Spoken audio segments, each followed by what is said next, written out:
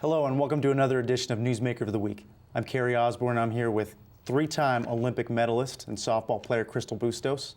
Welcome, Crystl. Glad to be here. Crystl, you just got back from Beijing, the 2008 Olympics, where you guys, the softball team, won a silver medal. Can you just describe the experience for me? It was a wonderful experience. I mean, we got there, and the weather wasn't as bad as everyone said it was going to be. You know, it was definitely nothing to worry about. We got to the village, and it was one of the biggest villages that I've ever played in. You know, it was just unbelievable what they had done. The venue was awesome. Just every venue was farthest you could take it. I don't know how London's going to top this one. I mean, it was just unbelievable. But after a 22 game winning streak at the Olympic Games, you guys finally fell to Japan in the gold medal game. Was that disappointing? What does that silver medal mean to you? I mean, it's still something to be proud of. I mean, we went out there and we gave it everything we had. Yes, it was disappointing. You know, we're competitors. We go out there to win. And, you know, with us being on top and always being a target, you want to give it everything you got. And we couldn't ask for anything more. I mean, we went out there, we tried our best, and you know what? We just came up a few short. You had a spectacular Olympics again. First time around 2000, you had 3 home runs, right? Yeah. Then 2004, you had 5 home runs. And then this time around, you had 6 home runs, including a home run in the gold medal game. Some people are calling you the Babe Ruth of softball. Do you like that comparison? I think it's an honor. I mean, for me, growing up, Babe Ruth was all you heard about in baseball. And so when they started comparing me to him, I mean, it's just a complete honor. I would have never have thought that I'd be sitting here right now being interviewed, being called, you know, the Babe Ruth of softball. It's just great. Take me back to August 21st, the gold medal game against Japan, a team that you guys had previously beaten. You guys are down 3-1 in the 9th inning. What's going on in the dugout? What is everybody saying or thinking? Basically, when it was in that last inning, you have hope because we did score the 1 run, and you know it just one out at a time. You kind of see it closing, and you see what's actually going to be reality and of them winning. It was a little bit of emotion. You know, we weren't definitely not expecting that. I mean, we weren't expected to lose. We were expected to win. We were doing everything we could to shoot for the gold. We just came up a few shy, you know, and things happened. The ball didn't bounce our way. You know, we had bases loaded a number of times to score runs, and we just couldn't get that key hit, you know, where Japan had got it. In 2006, the International Olympic Committee voted and decided to drop softball in the Olympics, which made this 2008 games the last games where softball would be played.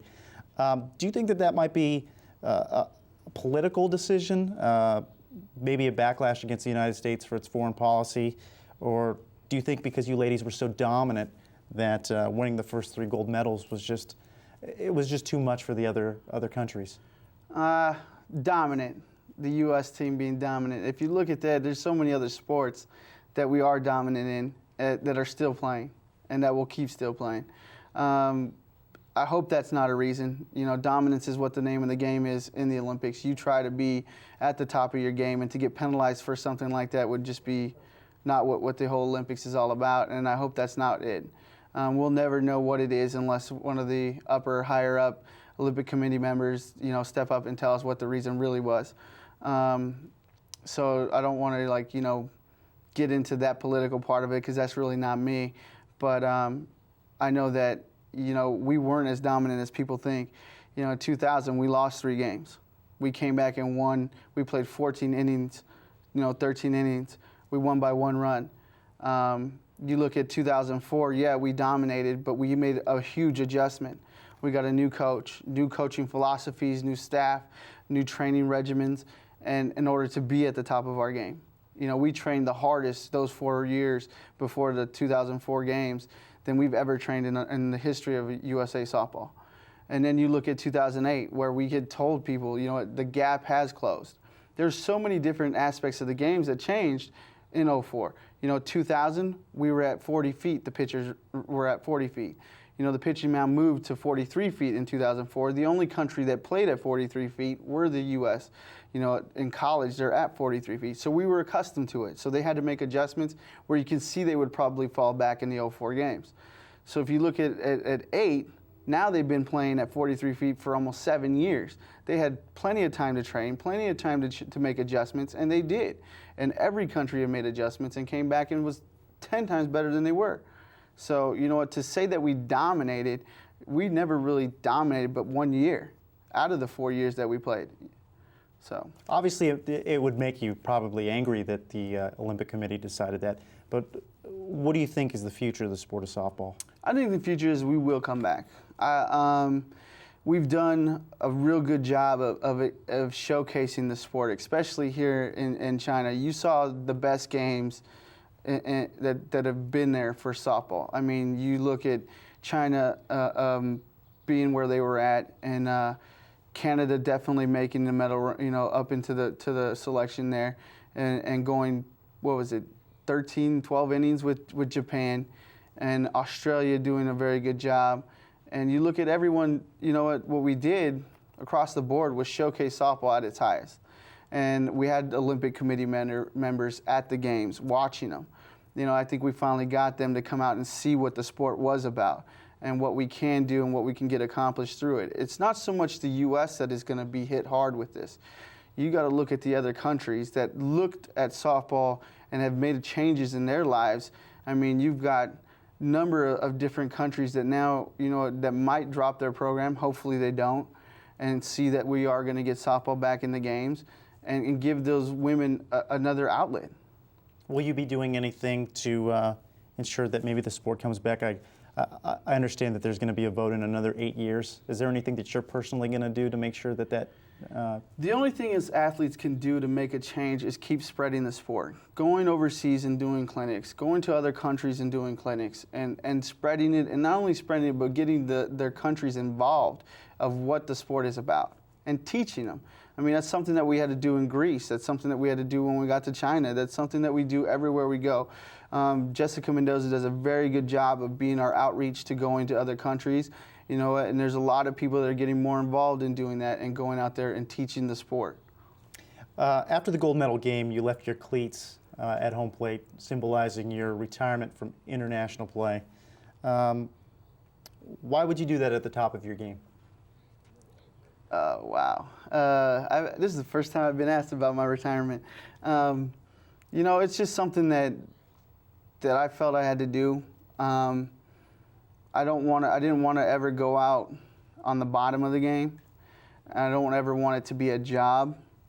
And I feel if I kept going, it was going to become more of a job for me than it was actually for the sport. I miss being home. I miss being around my family. And it's a lot of traveling. I've never seen my nieces and nephews play any of their sports, grow up. And to me, that's big. And, now I'm going to be around to watch the first football games and all that kind of stuff for this year. So that's what's really cool about it. How difficult was that for you to do, to make that walk, to drop those cleats there at home plate? Not as difficult as people see. I thought it was going to be a lot harder. But for me, it was a release of pressure, to know that at least I did my job and did the best I could, and I can walk away from this game enjoying it and saying, this game has given me a lot, and now it's my time to give back to the game. And how are you giving back? By starting an organization. I've had one in Ohio, in Cincinnati. Kids have been playing in sports there with softball for a long time. We've had that organization out there. And now we've started one here going into our second year in California, where we're branching out into every sport over here. We have softball right now with teams from 12 all the way to 18 and under. We put our first 3 kids into college this year out of the program here in actually Santa Clarita. And what we're looking at doing is branching into, we got about 5 kids we're going to sponsor. And get them into different sports, just try to keep the cost down because sports are so expensive. Our program's going to try to keep the cost down for the kids and be able to let them play. Can you talk about what your softball future is as far as competition is concerned? Playing, I'm going to go back to Akron, Ohio, and play pro ball there for the NPF, National Pro Fast Pitch. And I'm going to go back there, play in the pro league for a few years. You know, you never know how long that can go. But, you know, they've been very good to me there in the city of Akron. And, you know, I feel like I owe them something. And I'm going to go back and play in front of them one more time, or at least a few more times. What's their reaction to you over there? Are you a pretty big star over there in Akron? Yeah, I like it. They definitely show up, and the support in Akron is just unbelievable. So, you know, every time I go there, I have a good time.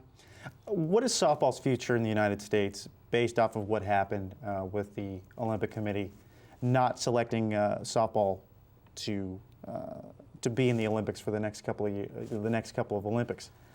Well, since the announcement, we haven't had a drop-off in our sport. It's been going strong.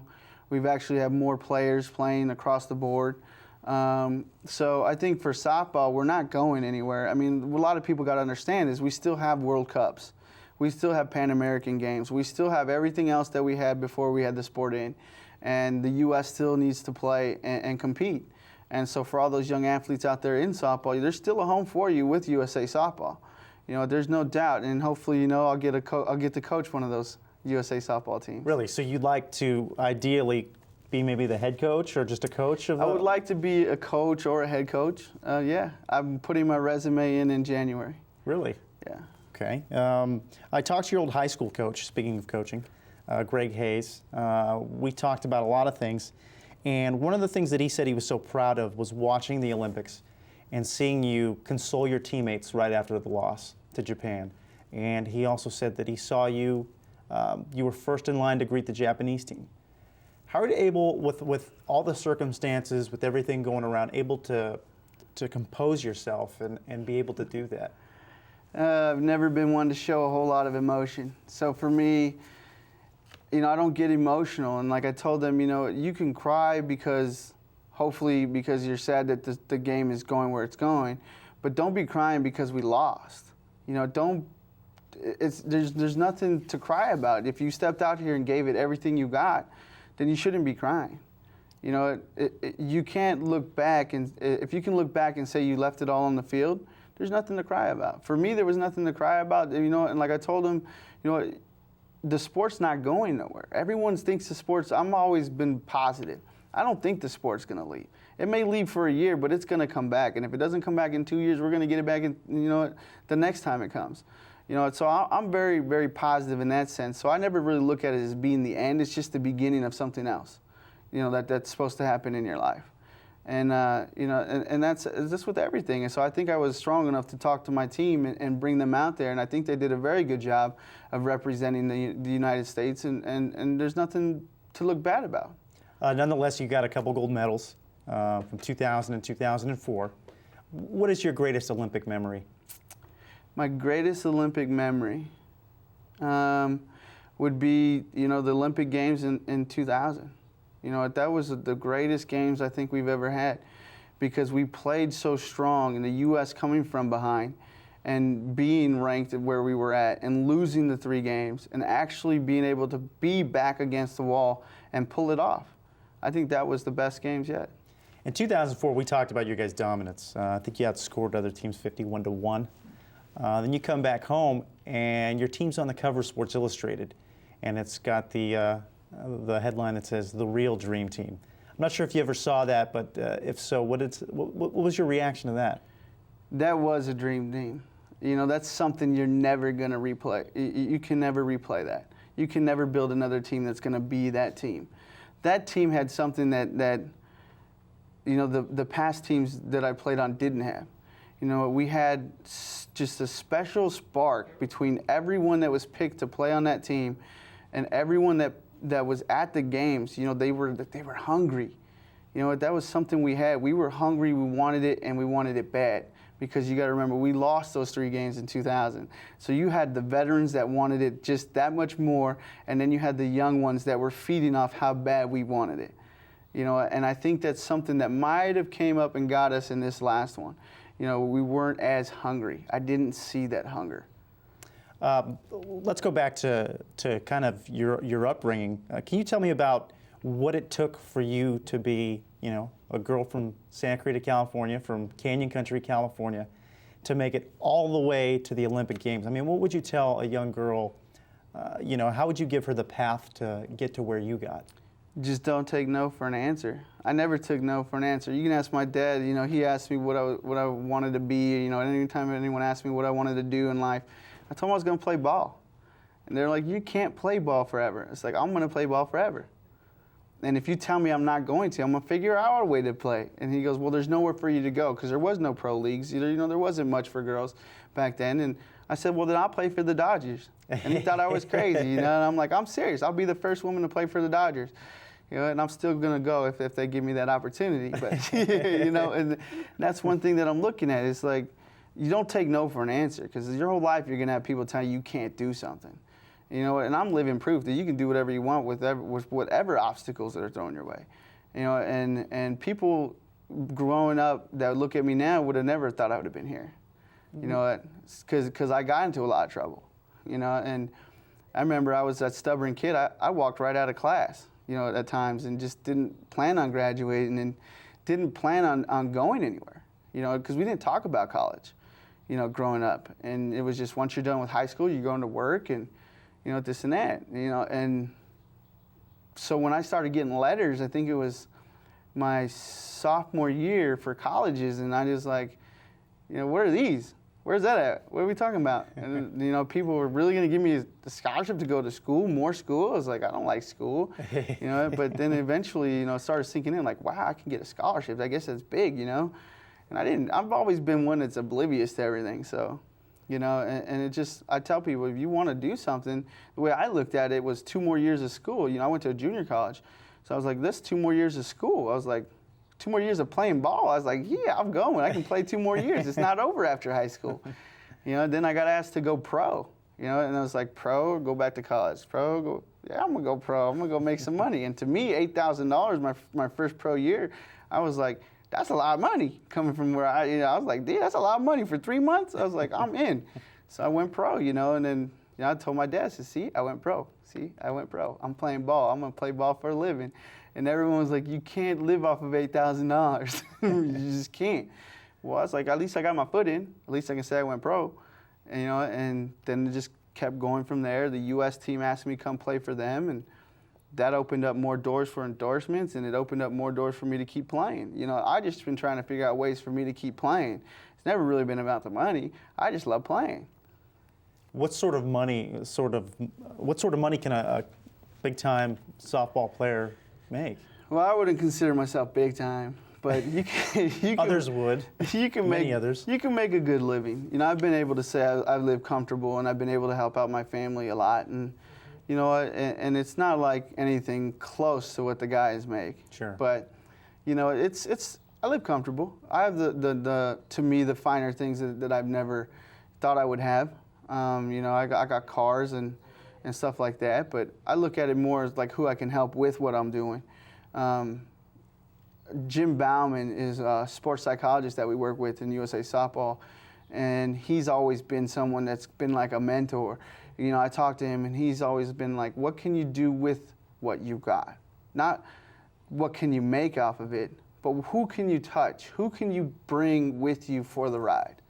You know, and I agree with him. It's the people, the younger generations that love to see us play, and the differences we make in their life by saying hi to them, by signing an autographed ball, you know, by autographing their T-shirt, by just saying a few words to them in the mall. You know, some people don't even want to, you know, an autograph. They just want to say hi to you, meet you. You know, I went bowling last night and met a guy that was there, and he just recognized me. He's like, I just wanted to come up and say congratulations. You know, just the joy that it brought him. Like, he was happy that I was there bowling. You know, it was the craziest thing on what you can do with what you got. Some athletes, though, are not that way, obviously. What is it that makes you be that way? Is it something that when you were younger, is it things that you've seen along the way? It could be. I've always been a fan of Magic Johnson. The smile at him, he smiles all day long when he was playing on the court with the Lakers, and just the way he was so happy and the way he talked to people and the way he was around people, you know, and I was just like, it's showtime. You know, it's a time to have people enjoy you, when you play. And so when I played, I always thought it was like showtime. It was just like him and then when I got off the field and people were happy, I was like, yeah, they got a good show to watch. It was great. And they enjoyed it, and they enjoy when you talk to them. And that's one thing that I've never wanted to be, was like one of those players. You go to a major league game and you try to say hi to someone through the fence and they just walk by, or you try to get a ball signed and I see the little kids disappointed, And it's like we try to do as much as we can within reason. We stay after our games. We're the most accessible team. We sign for about an hour, which was only supposed to be 40 minutes, but we'll be there for an hour. We take pictures with them. We talk to them, and that's what it's about. I mean, it's the kids. And ultimately, at the end of the day, if it wasn't for the kids, none of those major leaguers would have what they have. But they lose that. They lose that sense. I mean, they're the ones buying their major league shoes, their major league contracts that they get because they're buying their bats and their gloves. But they tend to forget about that. And I've always been one that, when I made it to where I went, I don't forget about the people that we used to be, looking up to them, buying their things. And I make sure that I appreciate it, and I tell every kid that I meet, I give them the time and the day. I have no problem with that. And I make myself accessible. I'm all over town. You'll find me all over the place. I'll be at Little League games. I'll be at high school games. I'll be wherever I can go watch a game or talk to some kids. And I'm out there. I'm making myself accessible. You get overshadowed by a lot of softball players for one reason or another. How does that make you feel? I mean, you've told me that it's not about the credit, but the fact is, you are one of the greatest softball players ever in the history of the game. Do you feel overshadowed, though? Nah, and I appreciate the compliments, from everyone that says things, but I don't feel overshadowed. I'm not in it for those reasons anyway. So for me, I just love to play. And those that get to know me and hang out with me, that end up being my friends, and that's all that matters. It's all that matters is the kids are there and playing. The rest of it, to me, it's never been a reason why I played. Well, your legend began in high school, and talking, like I mentioned, to your past coach, told me there was one game where you guys played against a highly rated Saugus High team. I guess in your first at-bat, you hit it over the outfielder's head.